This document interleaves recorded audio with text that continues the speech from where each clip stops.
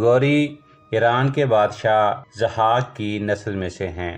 جب فریدون نے ضحاک کو شکست دی تو ضحاک کا پورا خاندان یا تو قتل کر دیا گیا یا پھر جلا وطن کر دیا گیا، لیکن 2 بھائی سوری اور سام فریدون کے دربار میں ملازم ہو گئے، لیکن کچھ عرصے بعد ہی نہاوند کی طرف فرار ہو گئے۔ قبیلے کی سرداری سوری اور لشکر کی سرداری سام کے ہاتھ میں آ گئی۔ سوری کی بیٹی کی شادی سام کے بیٹے شجاع سے ہو گئی۔ سام فوت ہو گیا۔ سوری اور شجاع میں اختلافات ہوئے اور شجاع کو جلا وطن کر دیا گیا جو گورستان میں آباد ہوا۔ شجاع نے یہاں قلعے تعمیر کیے اور عرصہ دراز تک ایرانیوں سے لڑتا رہا، لیکن ایک موقع پر اسے ایرانیوں کی اطاعت قبول کرنا پڑی۔ شجاع کی وفات کے بعد سرداری اس کی اولاد میں چلتی ہوئی شب تک پہنچی اور یہ زمانہ حضرت علی رضی اللہ تعالیٰ عنہ کی خلافت کا تھا۔ اس دور میں غوریوں کا سردار شب مسلمان ہوا تو مولا علی نے غوریوں کی حکومت کا فرمان اپنے دستے مبارک سے لکھ کر اسے عطا کیا۔ ہارون رشید کا ہم عصر غوری حکمران یحییٰ بن نہاتان تھا۔ یحییٰ کا پوتا سوری بن محمد صفاریہ عہد حکومت میں ایک مشہور شخص تھا۔ سوری کا بیٹا محمد سلطان محمود کا ہم عصر تھا، جسے محمود غزنوی نے قید کر کے حکومت اس کے بیٹے ابو علی کو تفویض کی، لیکن کچھ عرصے بعد اس کے چچا زاد بھائی عباس نے حکومت پر قبضہ کر لیا۔ عباس ایک ظالم حکمران تھا۔ کہا جاتا ہے کہ اس کے برے اعمال کی وجہ سے 7 برس تک گورستان میں ایک قطرہ پانی نہیں برسا۔ عباس بعد میں ابراہیم غزنوی کے ہاتھوں گرفتار ہوا۔ عباس کی گرفتاری پر حکومت ابراہیم غزنوی نے اس کے بیٹے محمد بن عباس کے سپرد کی، جس کا بیٹا قطب الدین حسن ہندوستان کے غوری حکمرانوں کا جد اعلیٰ ہے۔ قطب الدین نے دشمن کے ایک قلعے کا محاصرہ کیا اور دوران محاصرہ ایک تیر قطب الدین کے لگا اور وہ فوت ہو گیا۔ گورستان کے قلعوں پر غزنوی قابض ہو گئے۔ قطب الدین کا بیٹا سام ہندوستان فرار ہو گیا۔ کچھ عرصہ کے بعد جب وطن کی یاد نے اسے ستایا تو وہ بیوی اور بچوں کے ہمراہ واپسی کے سفر پر نکلا۔ دوران سفر دریا میں طغیانی آ گئی اور ان کی کشتی ٹوٹ پھوٹ کا شکار ہو گئی اور تمام لوگ دریا برد ہو گئے، سوائے سام کے بیٹے اعزاز الدین حسن اور ایک شیر کے۔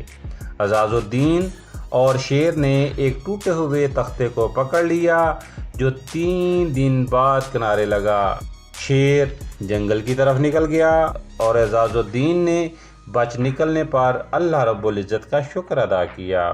وہ قریبی شہر چلا گیا جہاں اسے چور سمجھ کر گرفتار کر لیا گیا اور 7 سال بعد رہائی نصیب ہوئی۔ اعزاز الدین غزنی کی طرف چل دیا۔ راستے میں اسے ڈاکوؤں کے گروہ نے پکڑ لیا اور زبردستی اسے اپنے گروہ میں شامل کر لیا، لیکن اس گروہ کو سلطان ابراہیم نے اسی رات گرفتار کر لیا۔ اس طرح اعزاز الدین ایک قید سے نکل کر دوسری قید میں چلا گیا۔ اس نے تمام حالات سلطان ابراہیم کو بتائے تو اسے رہا کر کے لشکر میں شامل کر لیا گیا اور بعد میں ابراہیم کے بیٹے مسعود نے اسے غور کا حاکم مقرر کر دیا اور اس کی شادی بھی غزنویوں میں ہو گئی۔ اعزاز الدین کی غزنوی بیوی کے بطن سے 7 بیٹے پیدا ہوئے، جن میں ملک فخر الدین مسعود، ناصر الدین محمد حاکم، شجاع الدین علی، قطب الدین محمد جو کہ بہرام شاہ غزنوی کا داماد بنا، سیف الدین سوری، بہاؤالدین سام اور علاء الدین جسے جہاں سوز کہا جاتا ہے شامل ہیں۔ اعزاز الدین ساری عمر غزنویوں کا مطیع رہا۔ قطب الدین محمد جو بہرام شاہ کا داماد تھا نے فیروزہ کوہ کو اپنا دارالخلافہ بنایا اور لشکر اکٹھا کر کے بہرام شاہ غزنی پر حملے کی تیاری کرنے لگا، جس کا بہرام شاہ کو پتہ چل گیا اور اس نے بہانے سے قطب الدین کو غزنی میں بلا کر گرفتار کر لیا، جسے بعد میں ابراہیم کے حکم سے قتل کر دیا گیا۔ یہی قتل غوری اور غزنی خاندان میں دشمنی کا سبب بنا۔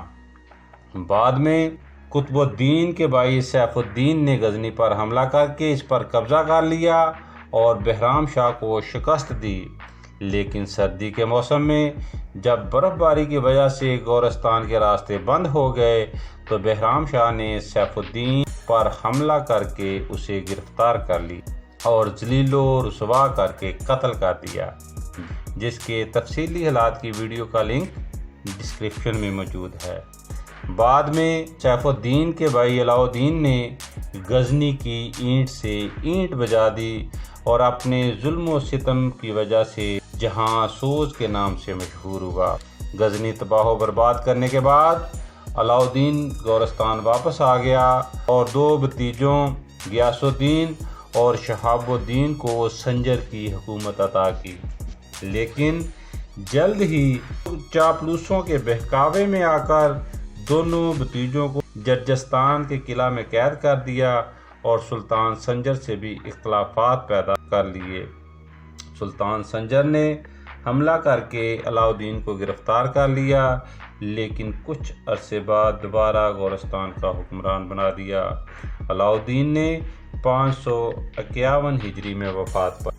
علاء الدین کی وفات پر اس کا بیٹا سیف الدین حکمران بنا، جس نے شہاب اور غیاث کو دوبارہ سنجر کا حکمران بنا دیا، لیکن خود تخت نشینی کے 1 سال اور کچھ مہینوں بعد ایک معرکے میں غزنویوں کے ہاتھوں قتل ہو گیا تو تخت غیاث الدین محمد فیروز کے ہاتھ میں آ گیا، جس نے اپنے بھائی شہاب الدین کو سپہ سالار مقرر کیا۔ غیاث الدین نے ہندوستان اور خراسان کا رخ کیا اور بہت سے علاقے فتح کر لیے۔ غیاث الدین کا انتقال 599 ہجری میں ہوا۔